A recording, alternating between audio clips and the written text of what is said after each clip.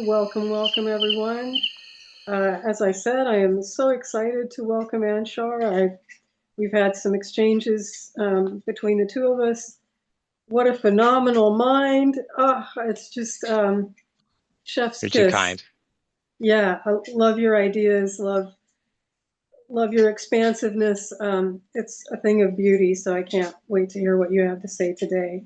Everyone, if you could please be sure to have yourself on mute if you're not directly speaking to the group. That would be great for those of us with sensory processing challenges. Um, as usual, be kind. I rarely have to even reassert that because it's just the state of things here. We'll get to the Q&A portion probably after. Yes, after you talk about your ideas, Anshar. Of course.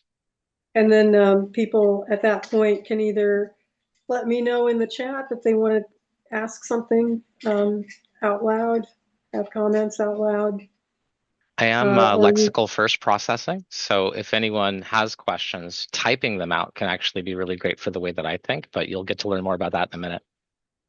Oh, great. Do you want to help me monitor the chat? I read like 2,000 words a minute, so I'm going to be monitoring it whether I want to or not. That's great. Okay, well, that's a load off my mind.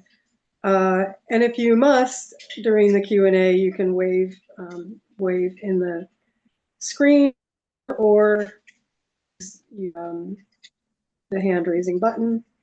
I think that's pretty much it. Of course, autistic voices first.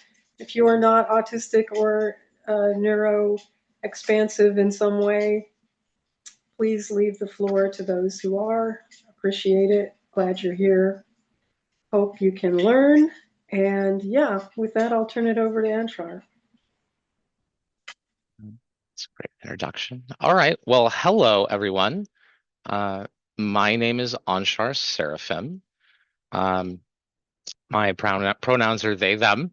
Um, I have had the unique privilege of going on a pretty amazing journey with respect to my autism. So I want to kind of give a little bit of prepositional context here. I actually have a very intrusive memory system. So what that looks or sounds like, for me to stop with lateral thinking, where everything is connected.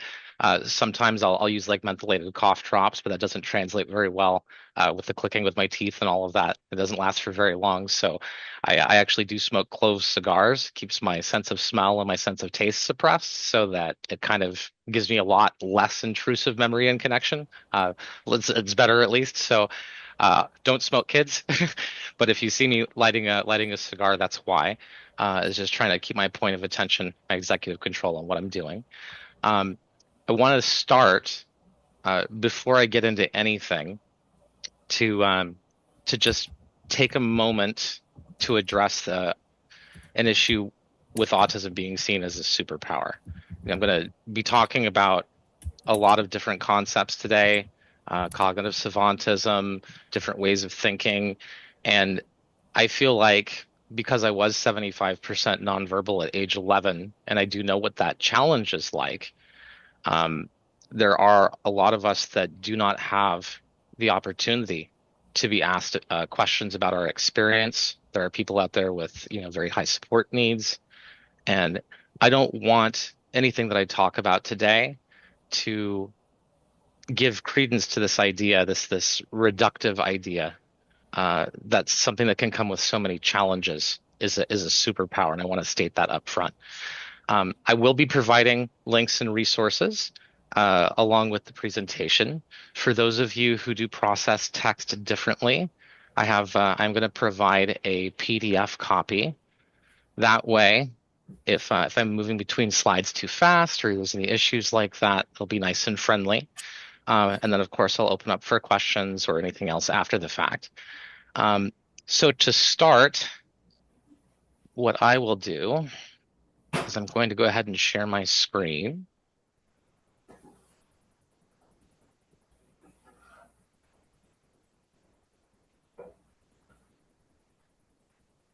So it is my great pleasure to be here today to speak on the topic of thinking differently. And one of the things that we all have in common as human beings is that we do not always share the same kinds of approaches when we think about problems, when we try to figure out what a solution entails. And I think one of the interesting things about my personal autistic experience is that by being an edge case myself, it kind of surfaces in contrast some of the things that are different about that experience. But I think that it's something that all of us can relate to. I remember there was a post, it wasn't that long ago, on, I believe it was Facebook, where it was a simple math problem, multiplication. And there was probably about 2 or 3 thousand commenters all talking about how they do the problem different mentally, even though we've all been taught similar methods, whether that's from cultural priors like the Japanese or the Arabic system for multiplication, or when people have personal systems. And we don't always do things in the same order, even though sometimes in academia we're forced to go through the same procedure. So it'll be one of the things that we're talking about today. All right. So moving forward, a little bit about me. Uh, so I'm Anshar. I was 75% nonverbal with autism at age 11. For me, that was a challenge with auditory processing disorder to start, because I do have phoneme, grapheme, and auditory synesthesia. So for me, what happens is sounds in certain ranges, I'll actually feel them all over my skin. So it's been a really hellish journey with that. Everything from finding out the right clothes that I can wear to understanding that one of the reasons that I was having issues uh, with speaking was my own voice. I'm actually a baritone. I speak about an octave and a half lower than where I am right now. And if it turned out that the resonance inside of my skull was actually taking things to a frequency that was causing me physical discomfort. So if anyone doesn't know what that experience is like, I think an easy analog, because the way that broken Wernicke's works in the brain, is to think about being on a cell phone call with bad reception, and you can hear yourself on about a half-second delay. Just that half-second desynchronization of hearing your own voice can actually be incredibly disruptive for your own ability to talk. Now, there are lots of different kinds of reasons that people can be nonverbal. I'm giving you just my personal experience here. There are all kinds of different mechanics involved. But for me, it did give me an opportunity to start working aggressively on that challenge because I felt that disconnect from other people. And my journey's been fraught with a lot of challenges. Um, so I will want to go over some of that. I think one of the coolest things about my life is that I spent the first part of it very, very disconnected from other people. I had this feeling of watching other people have social relationships and wondering if that was ever going to happen to me, if I was just going to spend the rest of my life watching other people have friendships, watching other people holding hands as they went down the street. It seemed like there was a crevasse between where I was and where they were. And like many people with autism, I had that experience of feeling like I was an alien on another planet that I just couldn't relate to uh, the people around me, and I could learn some of the things that they did and said. I could try to fit in, but because I was fundamentally different, even those attempts themselves ended up creating a situation where I was separated from other people. So what that looked or sounded like for me, um, when I first started out, and I want to point out the time that this happened. I was born in 1980, so my experience going through school, this was before we started handing out diagnoses like paper slips to kids, and there was a period of time in the latter part of the 90s where we started to overdiagnose for things like ADHD, but we were still trying to coalesce the diagnostic space. I believe they didn't even have Asperger's, the older variegations of things we've since incorporated into autism spectrum disorder until it was like 2 years before I graduated high school. So for me, I didn't actually discover that I had autism until I was 19 years old and I went to go join the U.S. Navy. Um, I knew that something was wrong. I couldn't figure out why. I wasn't able to connect to the people around me. I didn't understand social relationships. I think I was 8 years old, and I would chase the other kids around on the schoolyard trying to kiss them because I didn't understand social relationships. I wanted to be close to them, but I couldn't understand what the disconnect was. It was very quiet. I noticed that when I was alone with family members, if it was just one on one, that more of my personality would come out. But speaking was hell. And the more that my voice changed, the harder it got. But I think that there was a benefit there that when my voice did drop, that it started to surface what was actually going on because the problem became worse. And that's what told me that it was about frequency. There was something going on with my octaval range that I needed to change. So moving forward from that, this is me here at about 11 years old with my grandmother. Um, you probably noticed that I had no idea how to smile. That was one of the biggest challenges that I had early on was trying to figure out facial expressions. I couldn't handle the input of a human face. It was way too distracting for me. So I would pretty much walk around with my eyes on the ground, my arms crossed in kind of a self-comforting gesture. I did engage in a lot of vestibular self-stimulation, rocking. Um, to give you guys some context right now, I actually have almost permanent red spots on my hands. And that's from me using my desk and my legs to try to stabilize so that when I start to engage in rocking behavior, if I'm anxious, that I can keep myself upright. I'm going to share something with you all that I haven't really shared with the public at large, and that's that I'm still mostly nonverbal in person. Um, it is a unique opportunity for me to connect with people in the online space because I can control my sensory input.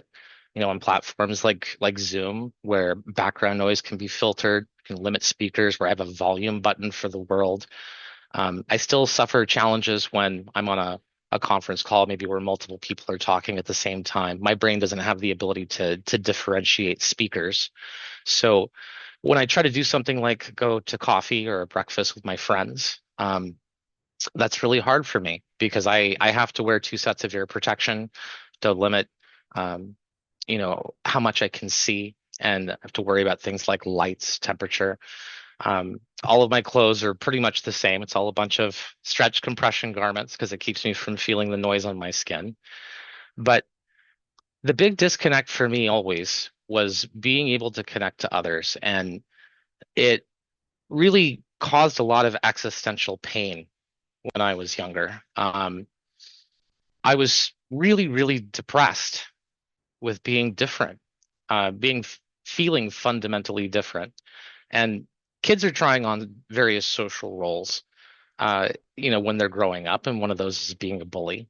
And I had lots of savage experiences with being bullied. I came from that generation when I was a latchkey kid. My mom was a single mom, and I had a house key around my neck on a shoelace. And I would have things like bullies getting off at my bus stop, even though it wasn't their bus stop, so they could chase me home or throw rocks or fruit at me.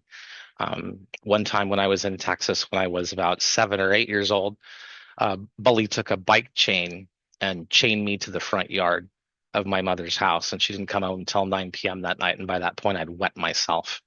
It was one of the most humiliating experiences of my life. And I just couldn't figure out why I felt so different. When I got to 16 years old, my dad tried to buy me a car, and I handed the keys right back to him. I I could barely handle taking the bus. And the notion of, because I knew what riding in a car was like, was already so overwhelming. Um, there was no connection there. So when I finally went into the Navy, and I went in there for cryptography and their advanced electronics program, I still had a lot of issues. I started getting better at being able to speak to people. I think what appealed to me about the military was the structure, the idea of knowing how I was supposed to act, what it meant for me to have a role in a situation, that I would get respect based on my uniform instead of the way that people reacted to me. So there was a gravitation there. I thought it was going to be an opportunity to restart my life. But what happened was, after I went through boot camp and I was a full-fledged sailor, I started to move toward my A school, going to technical school, and I started having some of the same frustrations that I had had at an earlier age. My mother was swamped with work. I was pretty much by myself all the time. I was raised by two music teachers, so there were 40 families a week in my house, all doing things like murdering Twinkle Twinkle Little Star on violins. So you can imagine what that was like with sensory processing disorder. I used to have to run the bathtub and get my ears underneath of the water because I couldn't handle it. School was such a terrible experience for me. Um, I always felt like it was a punishment. By the time that I got to about 10th grade or so, I'd already flunked a couple of grades. Uh, and I at one year, I think I missed over 33% of the school year because I just kept on telling my grandmother that I didn't feel well. Uh, there was a complete lack of support back then. I mean, by contrast, with me getting a diagnosis at 19, the average age of diagnosis now is 4 years old. So to think of how different my life would have been if I would have found out 15 years earlier, I don't know what that would have looked like. I know that my experience would have been a lot different. When I was in the Navy, I started having those same problems. Um, my mother solved it when I was younger by moving me from school to school because I kept on getting bullied.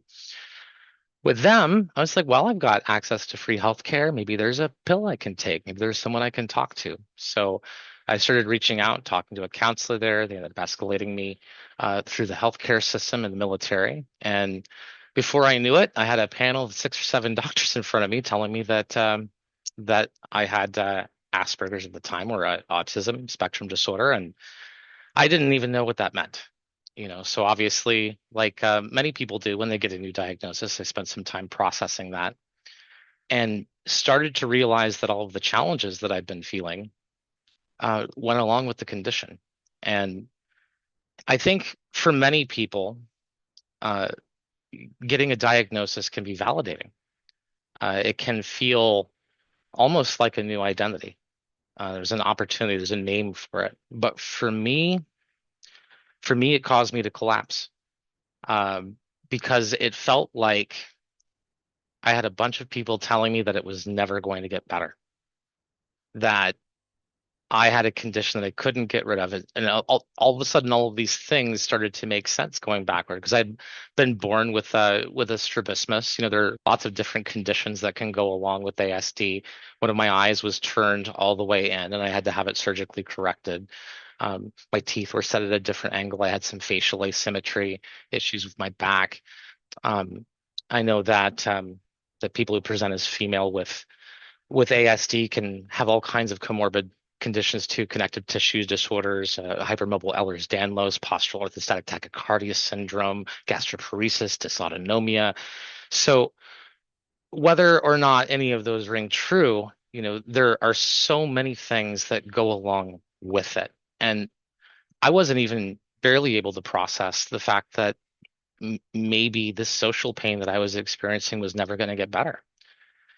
So they gave me a decision at that point and asked me if I wanted to stay in or not. Said some people, on the spectrum could stay in, some people are not able to because of the challenges. And I was going to stay in because I was there for a reason. And then one of my friends I went to boot camp with, he talked to me and he asked me a really profound question. He said, you're just learning this information. It's brand new. You're obviously having a lot of reaction.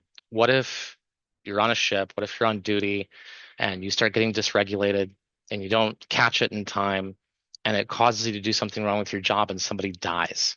How are you going to feel about that? And I knew the second that he asked me what I needed to do. So I went ahead and I separated. I gave up the dream. And it was still a really significant moment in my life. I had a lot of pride in joining the military, but I crashed. I crashed because I didn't know where to go from there. Like I said, the crevasse between me and other people was just too wide. When it was at my worst, and that's this picture right here. I saved this picture because it reminds me. I was homeless for 11 months in one of the coldest cities in the United States, Reno, Nevada. And it was after I tried to kill myself.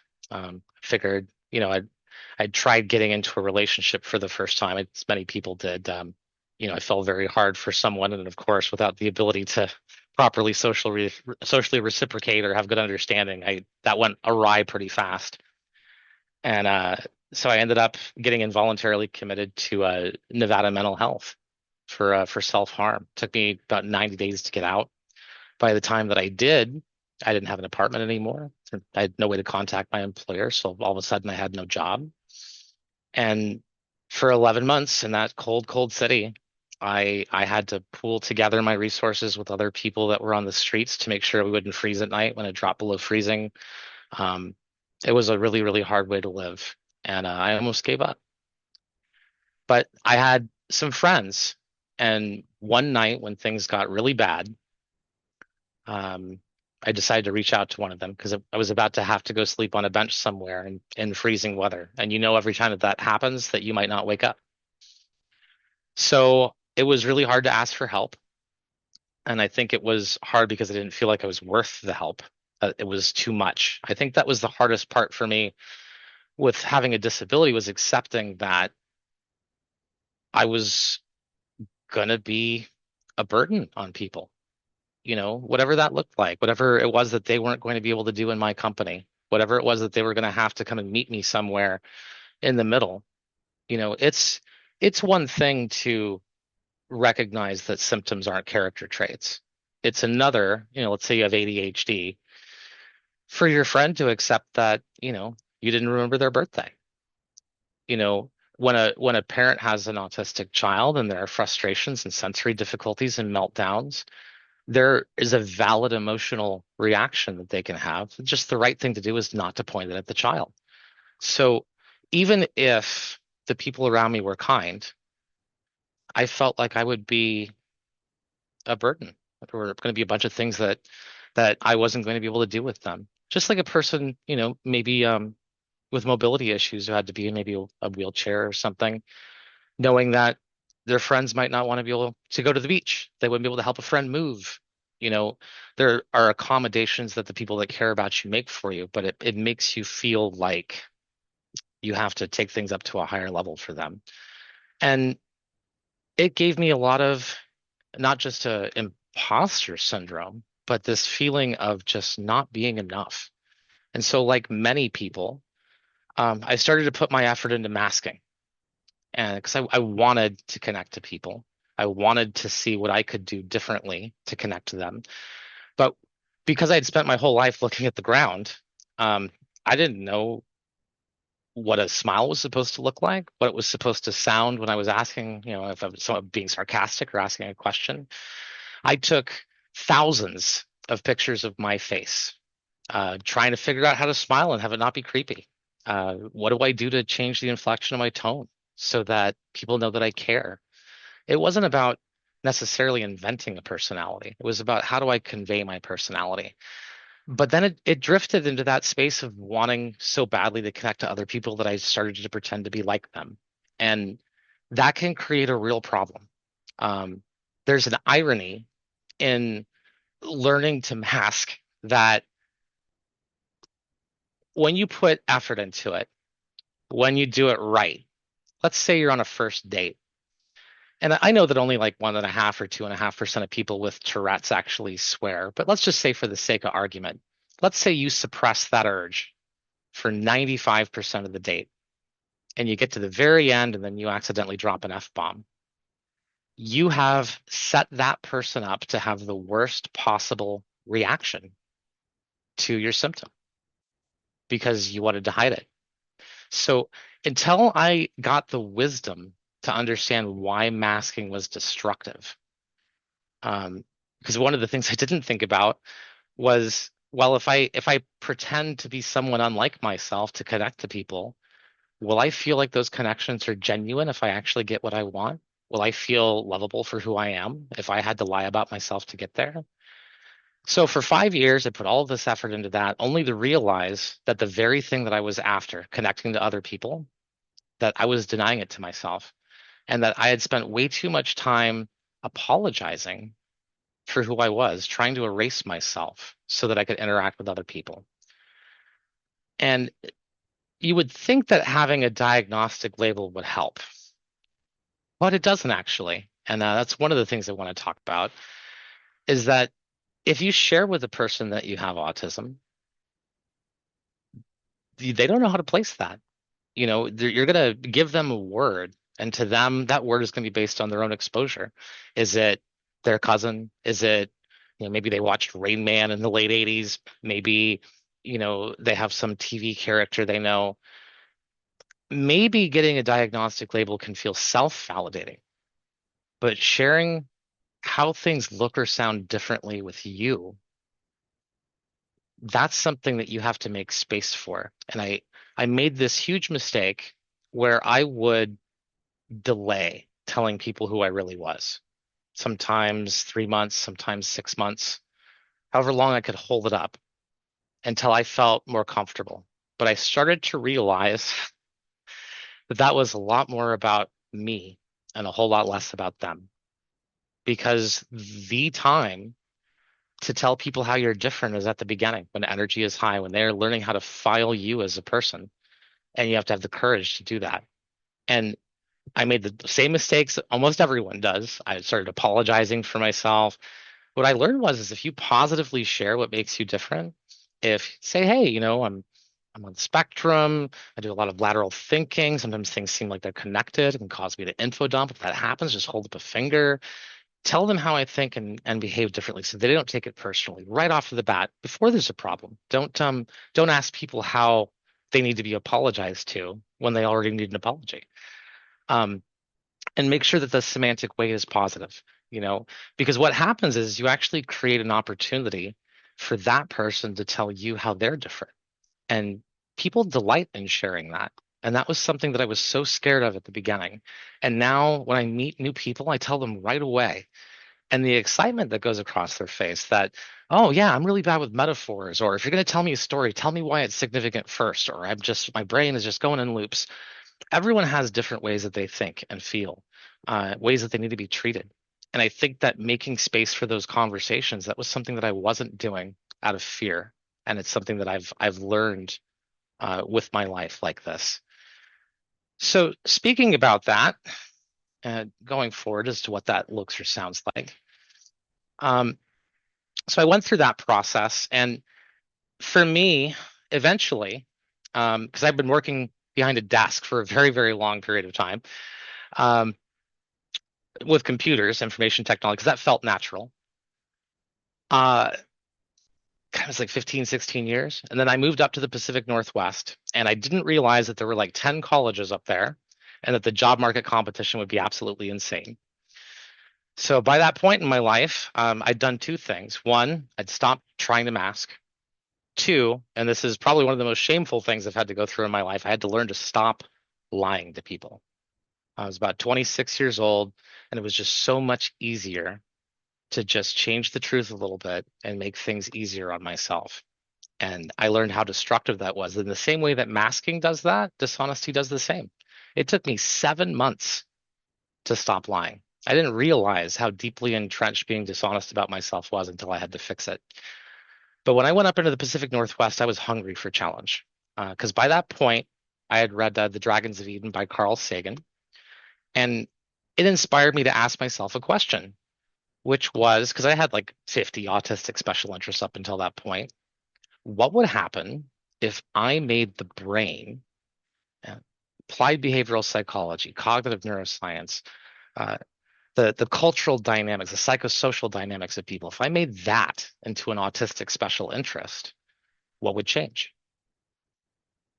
And I got excited about it. I dove in with both feet. By the time that I was 30 years old and up in the Pacific Northwest, I'd already spent about 5 years just nonstop learning everything that I possibly could. And because I couldn't find a computer job, I was walking through, knocking on doors. I had money saved up and was going away. I was trying to figure out what I was going to do. I almost took a midnight stocking job at a grocery store. And I saw a help wanted sign in a jewelry store.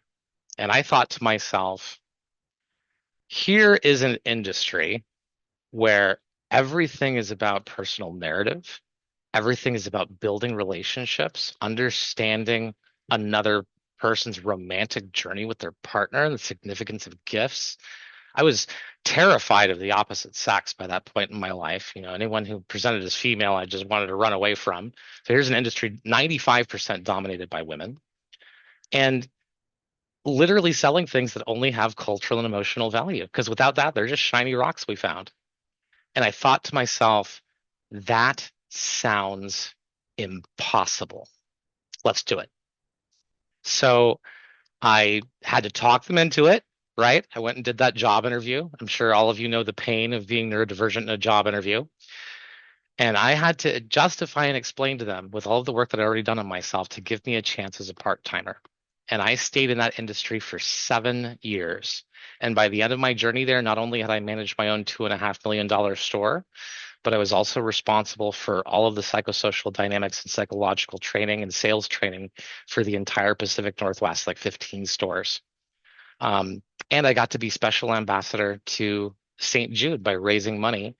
We donated a total of about $40 million to St. Jude during the time that I was there. And I got to go and on the company's dime and go and meet the kids and explore all the amenities in the hospital. And it was probably one of the most meaningful experiences that I've ever had. So from that failure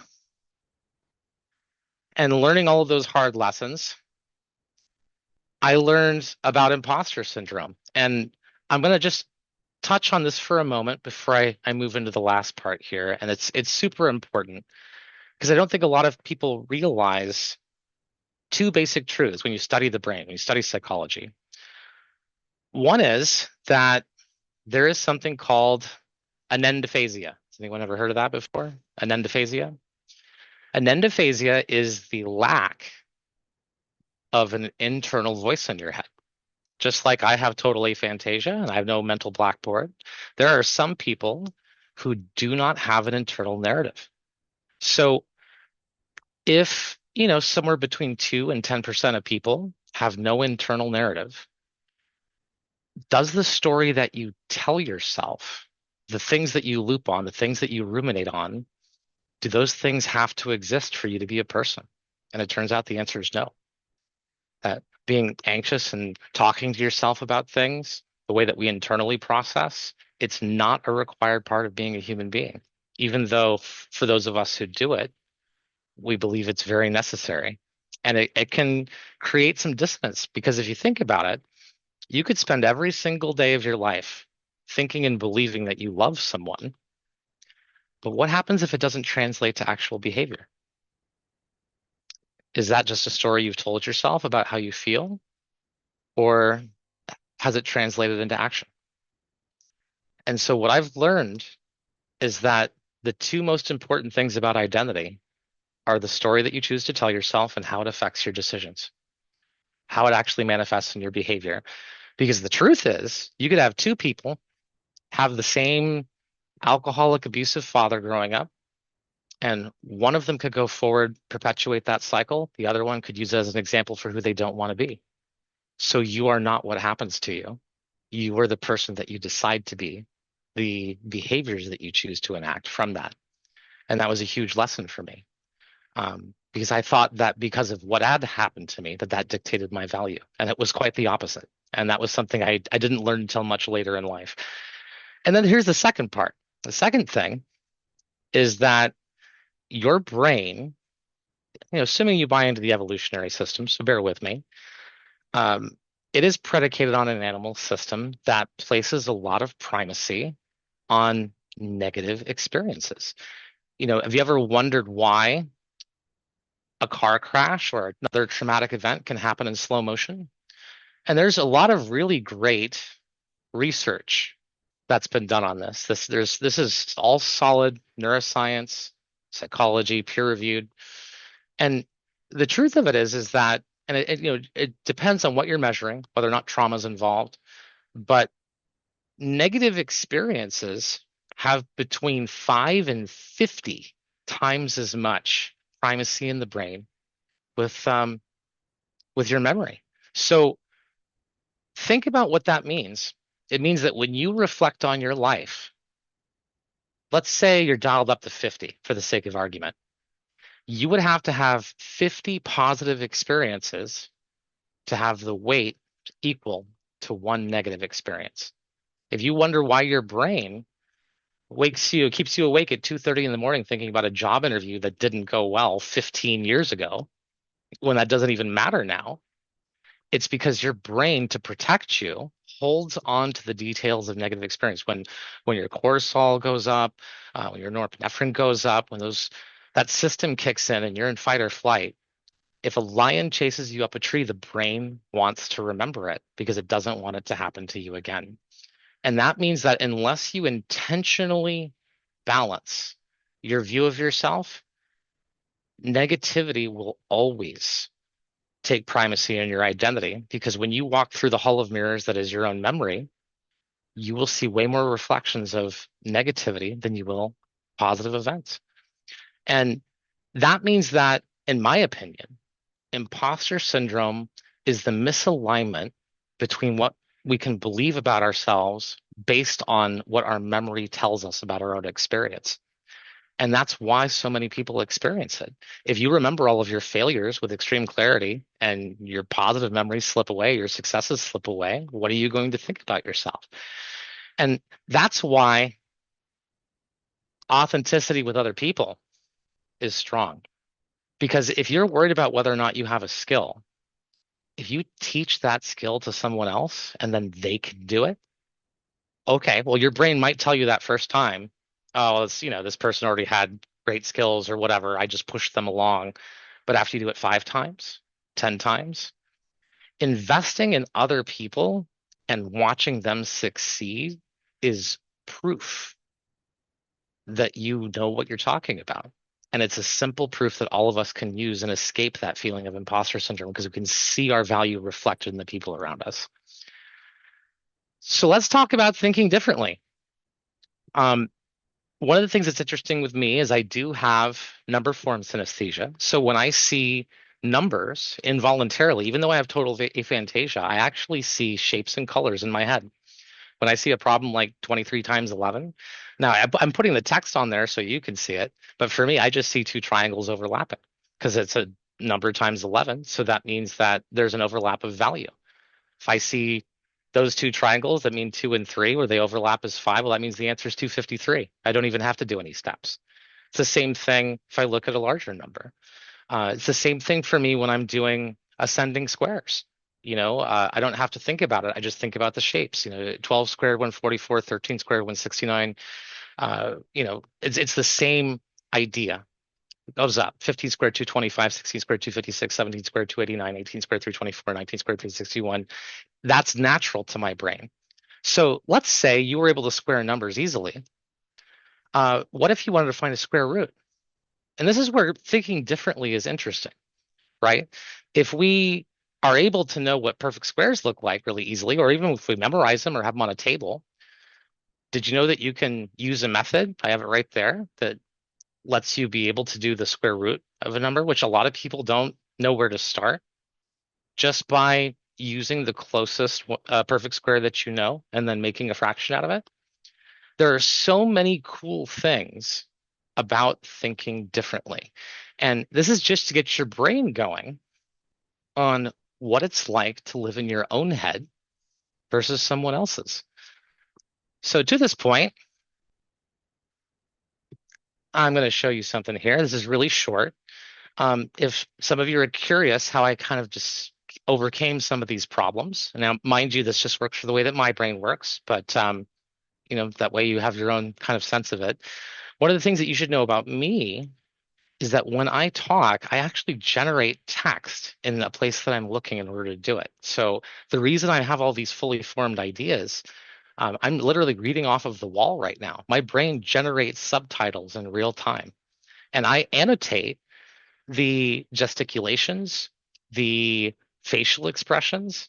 And I used to do it really slowly, just so everyone kind of has a sense of what that looks or sounds like. I would do it the long way because my reading speed used to be really slow. It's like 100, 120 words per minute. And I would map out what it was that I wanted to say.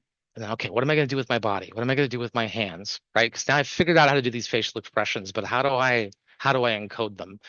And I'm a child of the 80s, so pardon me for it, but the way that I used to practice was with the Rubik's Cube. And what I would do is I would look at it and I would say, okay, which movements do I have to do in which order? And because when I look at a cube, I see it in two dimensions. I see a flat topographical space with circular movements. And then, all right, so if I want to be able to just keep track of everything, now which facial expressions? Can I do it without looking? Do I know all of the steps that I'm able to execute in order?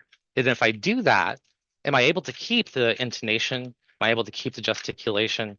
And I would do that to be able to practice so that I would be able to generate this paragraph of what it is that I wanted to do and then run it like I was running like a knitting machine code, see if I could do it. And what was cool about it is it started to increase the speed at which I read. And I went from reading like 100, 120 all the way up to like 2,000 words a minute, which is where I am now. Now, the fastest readers read at like 24,000, right? So don't get to thinking that that's too crazy. But 2,000 words per minute is about a 700 or 800 page book in about 40 minutes or so. So being able to absorb information like that, because I think in text was really significant. So I'm just going to show you what that looks or sounds like. It'll be nice and short. So what you're going to see here is when things start out. The first clip is actually me at 26 or so years old. So you'll notice I have a lot of difficulty being able to maintain eye contact, no facial affect. Had lots and lots and lots of issues at this point. This is just when I started working on it. I have a theory. This is just a theory. My takeaway from a decade and a half. I want to say that our wakeful consciousness is a temporary state that we have evolutionarily evolved so that we can have that first person narrative to make natural selection decisions. And that the reason that we see ourselves as individuals and that we have that wakeful period where we're processing, I think it's the brain flexing. It's the cortex flexing, right? And it can only hold it for so long. After what happens after 3 or 4 days without sleep, right? Yeah. It's kind of flexing, and while it's doing that, we have a consciousness. And that consciousness is able to look into the chemically and physically stored memories that are in the brain, and it has that narrative. And because that consciousness is what's looking at it, and it's also what recorded, we have that sense of linearity. But So you'll notice every time I'm formulating here, I just look off to the side, and my brain reads the paragraph, I generate it, read the paragraph, make the notation, and then I re-engage. Ever considered that maybe if consciousness is a temporary state of flexing the brain, that maybe this is the only day that this consciousnness that you have generated for today will be alive, and that tomorrow your brain will generate a new consciousness that draws upon and again, you'll see I look up to my ceiling, I'm making the paragraph, I make all of the notations, and then I go right back to engaging with the person I'm talking to. Long time, and it's like the sci-fi community and stuff, we talked about the matter energy transport conundrum. If I break this person apart into their disparate energy, and then I transport that to a different distance, and then I reassemble them, does the human narrative survive? Will the conscious being who's here also be the conscious being that's here? Yeah. Or is sense consciousness and personality and all of that stuff are physically stored in the brain? Will the process of deconstruction and reconstruction essentially create a copy of you after destroying you at one location, and create a copy of you here that in its own mind has a complete linear sense of reality, but you've actually killed the original consciousness? But if consciousness itself is a temporary state of flexing by the brain, and we're all part of the same blanket looking at one another, and all matter is energy and all energy is matter, it might not matter. So the idea here is just to show, it's just like when you look at a street vendor. Once they've been for 10 years, right, it looks like magic. But there's no magic. It's just a lot of hard work. And that's about understanding what it is that's different about the way that you think that you can put to work for you, but also understanding what the limitations of that are. and being able to come up with approaches and ideas to be able to work with those limitations. So speaking on that, I'm going to give you guys some examples that I think you will have fun with. So move on over here.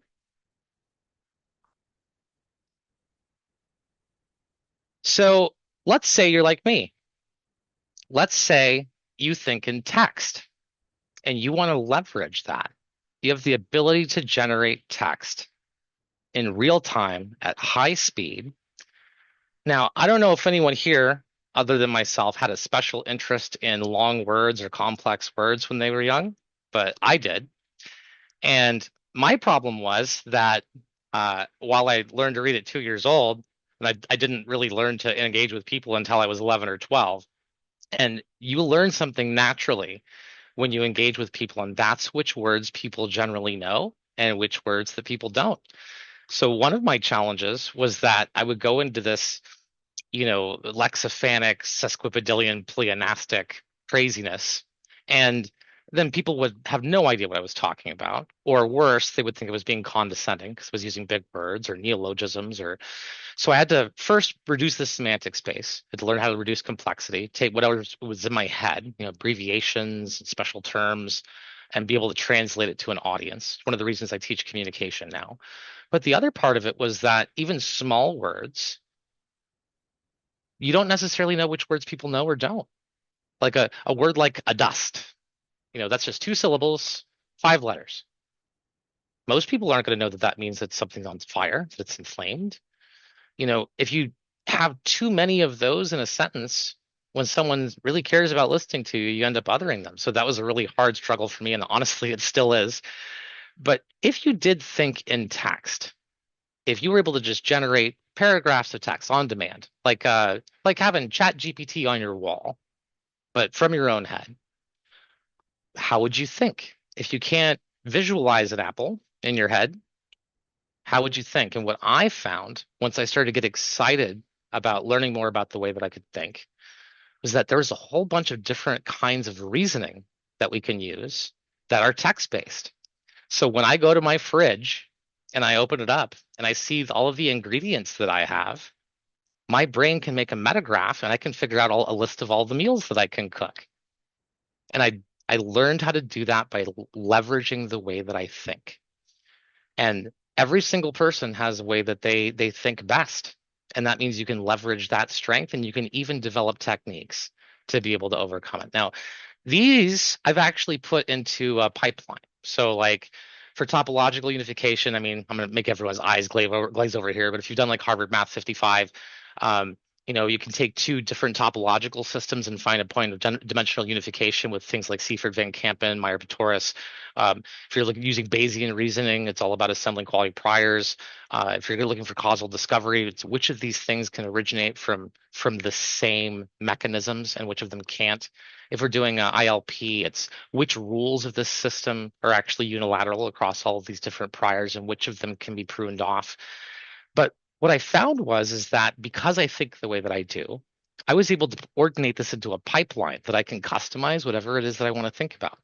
And that is how I've learned to leverage thinking differently. And I would invite you to think about how you think differently and how you might be able to turn that into a superpower. So if you're curious what it looks like in my head, trust me, I don't envy anyone who reads this. I've just put a summary at the bottom. But if you want to know what it looks like to take a bunch of, technical terms in your head, to generate it, and then to, be able to translate that into being able to actually communicate with people, it ain't pretty, it's messy, it's complex, and it's going to be based on whatever it is that you love, that you're into, your special interest, your point of focus, your discipline.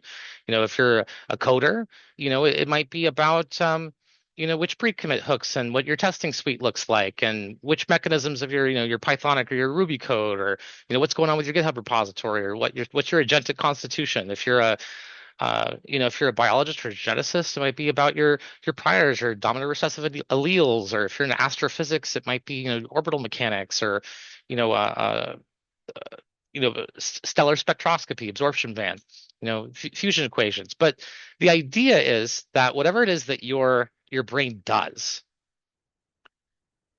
your language in your head and communicating it to other people, that's a form of authenticity, not masking. It's because communication is about the recipient.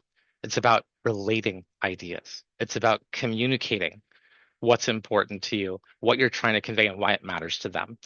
So even as crazy as it is in my head, the onus of communication is still on me. It's still important to me to understand the people that I'm talking to, why it matters, what it is that I want to say to them. So let's talk about this in practice. So we've already talked about why neurodivergent masking was an ill-timed question. Because asking myself the question, how can I seem to be more like other people? I put the wrong problem in front of myself. I made bad assumptions about what a solution looked like. So let's apply that same thinking to education. We hear people talking all the time about making learning fun. Is that the goal? Is that the solution?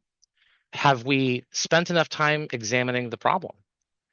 Have you ever considered that we've created in Western culture, ever since the time of Edward Bernays, this feeling of social disconnect from other people, where we're performative, where we want to hide our failures? But this is where things get interesting because, and I'll give a nod to cultural anthropology here.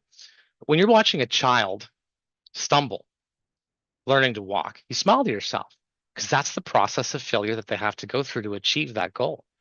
But when we go through that liminal phase into adulthood, suddenly failure is something we're afraid of, when we're ashamed of. It's something we want to hide, even though no person acquired a skill that they didn't already have without failing to acquire it.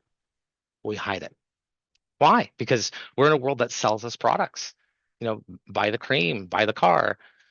We're surrounded and inundated on all sides with people trying to elevate their own feeling of imposter syndrome over one another and use it. People, we sell services, goods, counseling, coaches.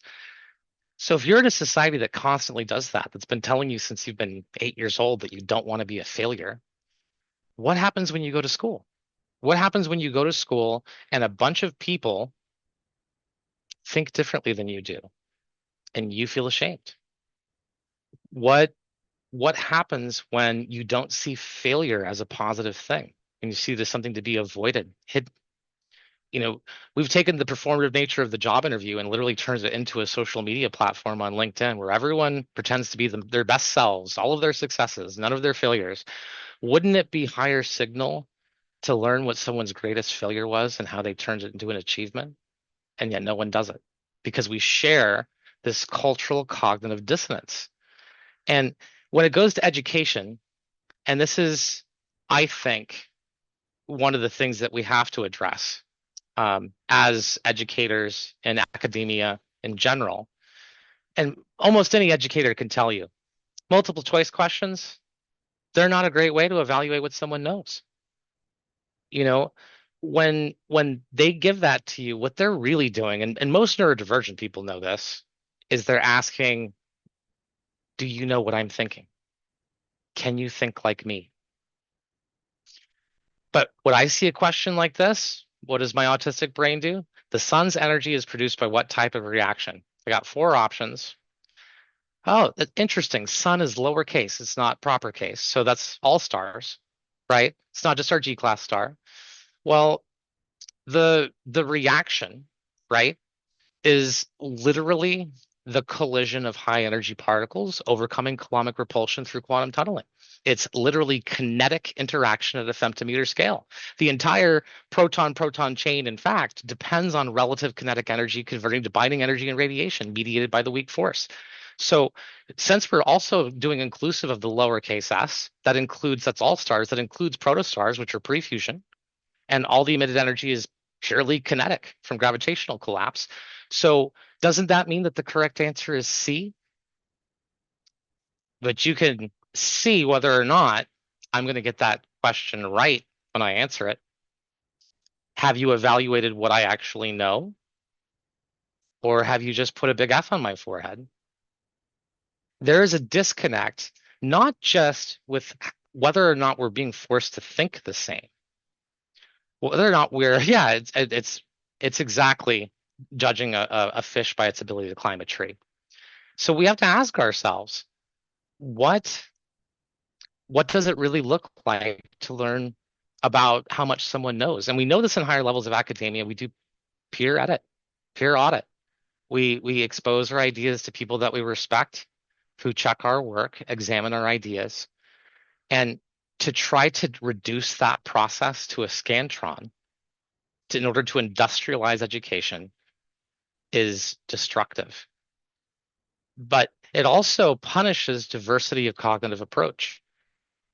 And there is nothing scarier that for a teacher who's trying to get 30 students to align on a topic, for that person who's a different thinker who learns by deconstructing to start asking questions and side rail the entire lecture, or to come up with their own method that only works sometimes. And then you have to go through the process of learning when it fails. Good.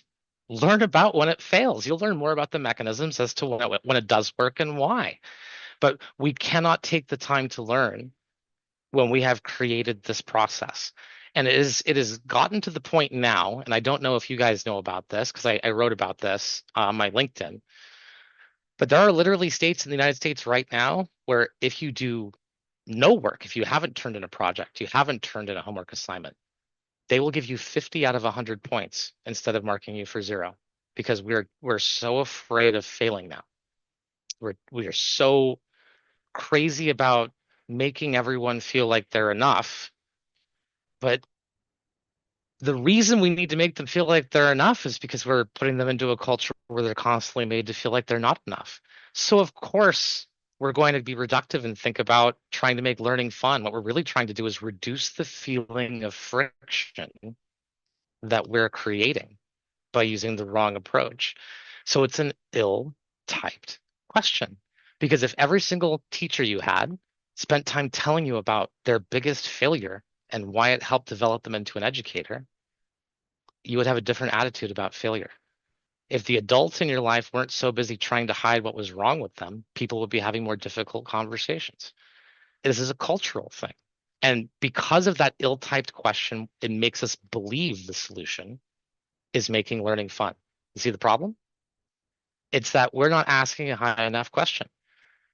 Two people could sit and have a debate for an hour and get nowhere over whether or not someone can do something bad enough that warrants killing them with the death penalty.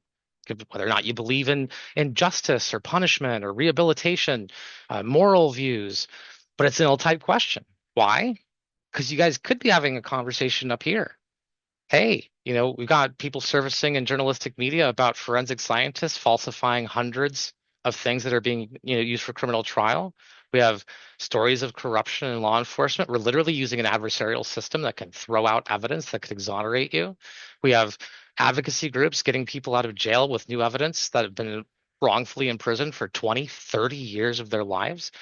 Maybe we don't need to have a conversation about whether or not it's right to kill someone for doing something. Can we have a conversation about killing the wrong person? Killing an innocent person? What if it was you? What if it was your mother, your sister? So sometimes identifying an ill-typed question is identifying that we're asking the wrong question, having the wrong conversation. And science, it's strange that science always seems to forget how often we've had to do this. But we used to explain the perturbations of Mercury's orbit with a planet. It didn't exist, Vulcan. We were so sure it was there that people started claiming that they were able to observe it.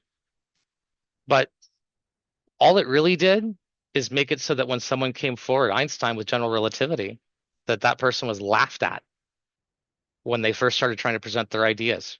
And it turned out to be the actual explanation as to why that perturbation exists. We didn't need to invent a planet that wasn't there. The questions that we ask matter. And so to that point, there are issues with thinking about things in the theoretical and the abstract and thinking about them in real systems. And this is another thing that we're doing wrong in education. If you ask a physics student after 4 years about the speed of light, they'll have a number memorized. But that is the speed of light in a vacuum. Do you know where in the universe there is an absolute vacuum? Nowhere. Nowhere in the physical universe is there a complete actual vacuum. And yet, we'll take that constant and start multiplying it to all of our measurements. So understanding where the shortcuts of the day that we do use in science, where they come from, understanding at what point they fail. Remember that conversation about, well, when does your shortcut fail? We have to have the same conversation about the things that we're teaching people. Think of Zeno's paradox, the idea that when you're 10 meters away from a wall, let's say, how many times theoretically can you take a step halfway to the wall? Infinite, right? You can take an infinite number of steps halfway. First time it's 5 meters, and it's 2.5, and it's 1.25, and you'll never quite reach the wall. But what happens in a real system? In a real system, eventually the granularity of your movement is less significant than your proximity to the wall. The pattern harmonization versus entropy of that substance, it's electron fields when you start getting closer and closer, until you're literally pushing up against that object and unable to move. And that is why it can be dangerous to use these theoretical shortcuts. And to that point, just as an example, this is one of my papers. The only thing that I did here was create a sentinel guard for computable zero infinity and for the speed of light. And I'm sure everyone's eyes will glaze over, but the long and the short of it is that across 60 pieces of heterogeneous data, the accuracy of measurements only went up by up to 10 to the 4 over 60 different objects, intermediate black holes, massive stars. And when you apply that same sentinel guard to correct this issue of people using computable theoretical ideals, I took a look at Rubin's work on dark energy and literally clarified a lot of the superluminosity that we experience when we're taking a look at some of the measurements that are intrinsic to things like our solution space of dark matter. This is just relevant because it's important to recognize that the way that we approach things in science, in academia, we have to have good epistemic honesty and understand when our solution approaches can fail. How are we defining the problem? And is it when we make a statement like the problem is impossible? That's a pretty bold statement. So being able to detangle that and asking questions about the frame, asking questions about how it's typed, how it is that we're trying to attempt a solution. These are all things that we have to examine if we want to be good critical thinkers and really leverage that power of cognitive diversity. I mean, imagine that you've got a lock and you got an infinite pile of keys. And you're asking yourself, well, if I keep on trying keys one at a time and the lock doesn't wiggle to let me know that I'm getting close, is there any way for me to know if I'm making any progress? If you're using Platonic concepts, the answer right away is no, there's no way. There's no shortcut through time. But did you ever think that there's only a limited number of states for those tumblers? And that when you make a copy of a key, let's say I take a key and I take it to my local locksmith, does the key that he gives me that's a copy, does it have all of the same molecular ordination and structure as the key that I gave him? No, there's a tolerance. It's about what constitutes a different computable state in that system of granularity. If it's not enough to move it to a different tumbler position, then those two keys are basically considered equal. They'll both open the lock. So what does that mean? Well, it means that when we start to talk about infinity, when we actually move to an ontic system, what we're really doing is we're asymptotically saturating novelty. At some point, I will have gone through all of the different states that lock can be in, and trying additional keys are only copies of keys that I've already tried. And now as to whether or not you can apply that to a problem like P equals NP, are there, if you're looking at like finite states in a Turing tape machine, is it possible that we're typing the problem wrong, that the clay version of PNP is incorrect, and that by making a computable infinity, that we've made it appear that any solution is a shortcut through time? Well, there's a good possibility, and I certainly can't speak with certitude on it, right? Because we're talking about something that needs lots of peer review. But let's talk about what that would look like. If we're going to look at that system and say, well, let's go off of the premise for a second that maybe multiple adversaries could gain parity. That there's a certain number of states, a very, very large, right? We're still talking about years and years and years, but are we talking about computable infinity or not? Is it necessarily going to be a shortcut to go through every single state that thing can be in? No, of course not. That's the thing, is when you properly type the question, maybe if a solution like this works, I'm just talking about how we approach problems, then maybe what's really going on here is that we are slowly saturating novelty in the system until additional adversaries do not constitute a state that we haven't tried yet. That means that we're slowly collapsing novelty in the system. Is it going to be a shortcut through time? No, not at all. We're still going to have to go on and on and on and on and on, maybe ad nauseum, but it won't be ad infinitum, because more and more different granular states can only go to certain deterministic states, which means that you could potentially come up with a solution that is both deterministic, but also not a shortcut through polynomial time, just by seeing whether or not the question is ill-typed or not. That's the real question. Is it ill-typed or not? And this is where the people who are actually educated in that discipline need to start questioning assumptions instead of just labeling something as impossible. It would be the same thing with the three-body problem. We think of that typically, n-body, as being pretty intractable, impossible. So what if it wasn't? What if that's a bad assumption? What if that's ill type? What if we just have too many confounding variables? What if we got, I don't know, let's say we got a binary star system and we went to the point where they were at the mass fusion tipping point, and we could use some stellar spectroscopy to identify that they're literally below the fusion threshold. And we use some interior angle spectroscopy at the absorption band. And because of the fact that it cannot tip over unless fusion is happening at a certain point, that if we see presence of an element that's not supposed to be there and is slowly going up, we could use that to infer some of the confounding variables that we're missing. Rather than trying to solve a generic system, we could be looking for tractability in a specific system to see whether or not we can reverse engineer some of those principles, maybe finding out there's magnetohydrodynamic forces or other forces that are bringing things over that tipping point, even though the initial mass is too low. Well, what does that look like? Being able to define what might constitute a solution as opposed to just making the presumption that something is impossible. So I don't want to go over on our time here.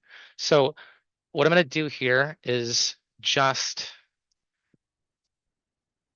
open up for some questions here. As I said before, I did share the PDF. And there is a link down here in the last page of the PDF that does give you an opportunity if you want to know more, get links. I think someone was asking about the octopus movement and all of that. If you're curious what some of the other things, just some examples of inversions, here's being able to use reverse mortgage through the bank to get people in-home healthcare. If they don't have any relatives to give it to, do they have to go live in a home? Well, no. Make an arrangement with the bank, have them provide the healthcare. Invert the problem space. Here's one for ecological microplastics. Huge problem. Well, do we have to have a worldwide solution? Well, maybe not. If we could come up with microbiological protocol that has a good, reduction of half-life and isn't going to be able to, have any concerns with escape, we can make sure that we're able to monitor it properly. We could use the digestive tracts of herd animals to slowly process the biome and get rid of ecological microplastics, invert the problem. Maybe a neurodivergent hiring platform. Maybe if we got a special department for people who are neurodivergent and give them a task assignment system like an Uber driver. Say, hey, this looks like a fun problem to solve. If you solve it, if you can think of this, a good solution for this to meet the constraints, we'll pay you immediately. Wouldn't that be fun to work in that department instead of having to deal with all of the friction that you get from traditional managers? Well, there's a design to make the whole thing happen. It's about inverting our ideas. Oh, we got the problem of ecological heat waste in AI. Well, what would it look like to do it in space? What kind of things could we do so that we, instead of worrying about the impact on the environment, we change the environment? Could we do that? Could we use alpha generators with magnetohydrodynamics? Could we do proper radiative shielding? These are the kinds of fun questions that we can get to by making sure that we're actually leveraging the power of thinking differently. So I'm going to stop that share and I'll open up for questions, and I hope everyone enjoyed that. First of all, I'm so, well, first of all, I so resonate with everything about your life and almost everything about your mind. So glad you joined CASY Physics, so I'll be able to listen to more of these ideas. I was going to suggest people write their questions in the comments so that you can read them. I'll start out with a verbal one if you don't mind. Mm-hmm. So you're the perfect person to ask about this. I've been thinking about it quite a while, and that's about lying. My mind works in such an expansive holographic way that I can see the context for virtually any truth. Mm-hmm. And so in order to get along with people, I will often agree or find ways to support an opinion they have, unless it flies against my very, very basic beliefs in radical compassion, right? But I've been accused of lying at times when I was just able to see the context of their truth at a level that made it true. Like I could see that it was true for them in that context and resonate with that. Do you have any thoughts about that? Oh boy, do I. I don't want to turn it into a TED Talk though, so I'll tell you what I'll do is I will give you two papers. One of them is an observer index complete ontology, and one of them is on entropic pattern harmonization. And what it's really about is micro truths versus macro truths. If you get into the corner of a swimming pool that's got a heater with a jet, then you are going to presume that the entire pool is warm. One of the things about individuation of experience and locality of observers, I think one of the most useful things that you can do for another person is to listen to their position and see if you can reconstruct their steps on how they got that conclusion. And when you put the focus on that, being able to iterate back to them what their steps were, there will be a moment where they feel completely satisfied that you understand why they believe what they do and what it is that they believe. And once they get to that point, then you can say, as for the conclusions, I think I have different data, but it was really cool for me to see how you got there. You're at a point also where you have already extended the courtesy with radical kindness and radical honesty to give them the entire valence of feeling understood so they don't have anything to argue about anymore. And the last thing about it, and this is one of the things I love about it, is that naturally it stops gaslighting. Because if you wait for a person to completely explain their position and you can reproduce it and they agree to it, they have painted themselves into that corner and now actually have a fixed position and can't just tell you just kidding after. They don't get to change the framing after your reaction. So I think that you can use radical honesty with that and be able to recognize points of view, create a different observer index truth, and that's a great way to do that without creating that feeling of people being handled. I will turn the chat over to you. Okay, so when you say real-time thinking speed, that's actually an interesting topic. So the way that you think whatever your solution is for approaching a problem first, that's actually going to take either less or more time depending on the kind of conclusion that you want. So it's funny that sometimes a nonlinear thinker, and by linear and nonlinear, this is something we talk about at the octopus movement, this idea of the standard approaches that people usually use, or starting with a completely novel approach or designing your own, is that you may be great at getting the answer. You could maybe even get granularity on your answer that's different from the normal method that people use, but it doesn't necessarily mean that you'll get there faster. Um, you might have a different depth of conclusions or what that looks like. So it comes down to specific use case.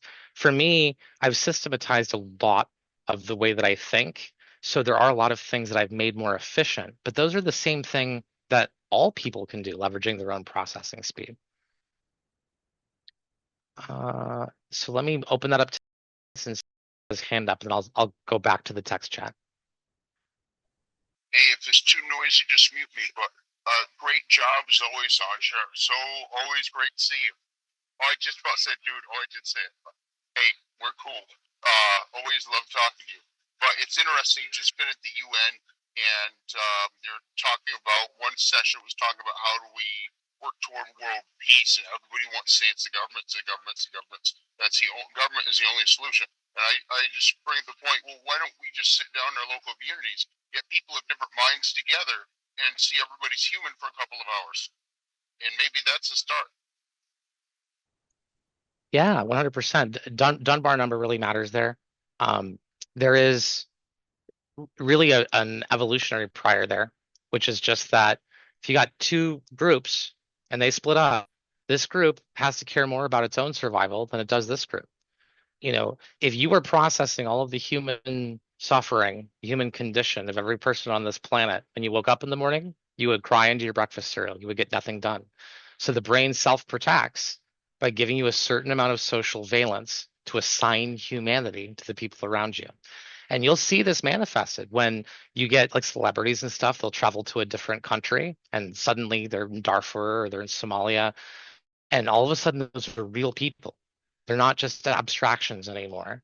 Then they all come back and they want to be humanitarian ambassadors and adopt children because all of a sudden they've extended humanity onto those people by meeting them. I think one of the most powerful things that you can do if you want to become globally involved is to meet people global, to travel to different places, to recognize the humanity of other people because abstraction. I mean, look at September 11th. We had like 6,000 people die. It was on every news channel for a whole year. During that time period, six figures of people were dying of what, Boko Haram wasn't even on the news. And that's because of that effect. What do we care about? What's here in front of us? Who do we assign humanity to? If we want to solve that problem of not being invested in global outcomes, rather than trying to get peace, which is a great goal, start with understanding. If you can't understand the pain of someone else, how are you going to have peace with them? Okay, go back up here. So yeah, public speaking. I think that being able to plan your sensory input is really good. Taking the time before you're going to be speaking so that you know how to navigate the topic that you're going to talk about organically, that you won't have to worry about looking at notes. You can do that extemporaneously. That takes a lot of the performative nature of public speaking out of it. Another part of it is just trying to give yourself as much anticipated sensory input the day that you're going to be speaking. So if you know that driving dysregulates you, take an Uber. If you know that, clothing can bother you, plan ahead for your sensory discomfort.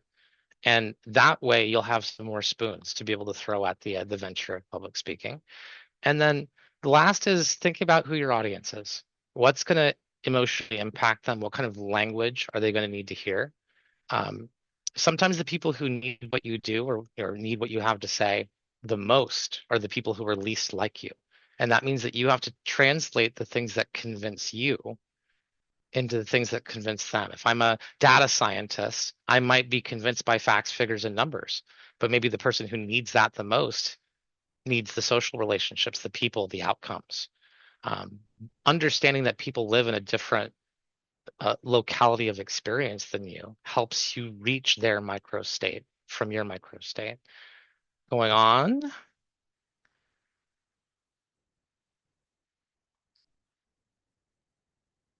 Okay. So when it comes to feedback, everyone hears feedback differently. I think that when a person is worried about feedback, that they should also have an idea of what feedback actually is better. So if they weren't doing this, what would they be doing instead? So that way, when you're giving signal to someone else, you're actually telling them how to treat you, not just telling them that the way that they're doing it is wrong. Say, hey, so the way that I work with my personality, my attachment style, whatever, my engagement at work is that I've got to hear what I did wrong first before you give me a bunch of compliments about what I'm doing right, or none of those compliments will land right because I'm just waiting for the other shoe to drop. If you know that about yourself, but you have to have the self-knowledge to be able to communicate how people should treat you. Temet noske. Um,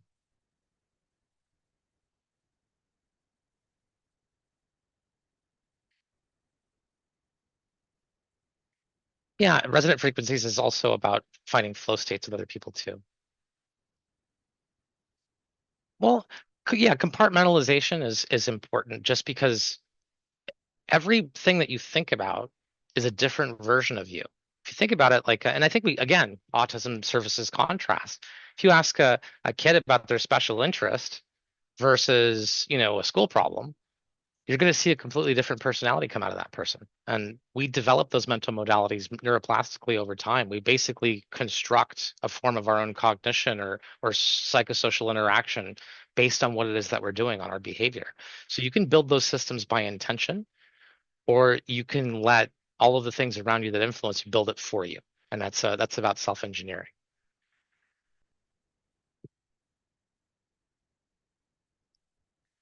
And yes, there's lots of different ways to help test your ways of thinking. Some of it's going to be based on your exposure. So one of it might be, maybe you started your career, making kilns for ceramics, or, maybe after that you went into biomedical engineering, and after that you were doing sugar reactions in a lab, and then after that, you studied the olfactory and gustatory system in neuroscience.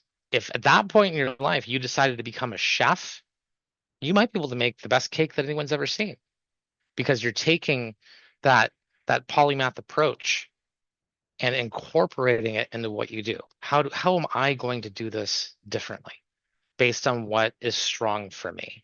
And learning to leverage that difference instead of trying to align with best practices will give you so much more in the way of results, because you'll be leveraging the thing that you're best at. Um, as far as cognitive process, think of some easy to solve problems and find out what's your approach. Map it out. Map out your steps. Find out the parts of things that are easiest for you and what things feel like they give you friction, and see if you can figure out why. All right. Do we have any more questions before we're completely out of time here?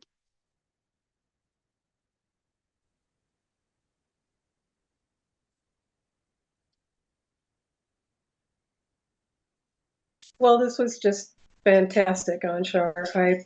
I hope you'll come back. You were playing the example video, and I wanted to watch the whole thing. I think I'm probably not alone in that. So anytime you want to come by and share your thoughts about anything in the world, I'm sure you'll get an enthusiastic greeting from the group. Yeah, I Well, I hope will this give you was my as fun for electronic you as business it was card for us. that does have Great. some links and resources for the octopus movement. That is a free group to belong to if you want to find the company of other nonlinear thinkers. Also, I will share, this is a PDF on Ask Anshar. I didn't get to talk about that too much, but I actually made a custom GPT that's free for use, and it is specifically designed to help neurodivergent people decode confusing social situations. So it literally is just going to take you through what is going on with other people. So if you have a confusing social, someone sent you a weird email and you don't know what it is that's going on in their meta level or their head, and you want to have a better understanding, because sometimes there's a lot of inversions out there that behavior can be unexpected, and being able to understand why something's unexpected is important. And obviously, it's not a therapist, it's not here to diagnose anything. You should always be careful being epistemically honest when using LLM, especially if you're talking to it about social relationships, because it's going to want to stay useful, which means it will take your side even if you're wrong. But when it comes to reading social situations, I put the facial action coding system in there. I put in some neurocognitive primitives. I've taught it how to respond to neurodivergent communication styles, which means you can just dump stream of consciousness directly on it. And if you want to know how to make some adaptations with your communication style so that you can make it easier for other people to understand where you're coming from, it knows how to do that as well. So this is just something I wanted to do for free to put out there. I think part of, being a good person is trying to be the person you were missing. So I hope that it helps someone. And I even put a dating profile analyzer on there so the neurotypical people have a reason to spread it around. That's great. If you're willing, I'd love to have a lot of that material shared on our social media platforms. 100%. If you're comfortable. Great. Yeah, of course. Excellent. All right. So everybody go to the Facebook page if you can, to scroll over to the events tab, click on that and look down. We've got a lot of great sessions coming up. We're asking people to please register now so that we can try to expedite this new safety protocol, make it a little more streamlined for people. Again, thank you for your patience as we keep everyone safe. And also be looking for Anshar's material on our social media platforms. And hopefully we'll schedule a return visit very soon. Thank you so much, Anshar. Yeah, I've been lucky enough to be interviewed like 80 times. So if you just look for my name in quotes on YouTube, it's really easy to find lots of different topics, everything from persuasion, psychosocial dynamics, some talks on pacing, speed, tone, all kinds of great topics. Even I even had that was here briefly. He did an interview with me about being nonverbal. So hopefully some of those resources help anyone. And I always answer all my correspondence personally. If you want to set up a meeting or talk, I'd love that. Brilliant. I look forward to our personal discussions continuing. Thank you so much. Thanks everyone so much. Thank you everyone for coming.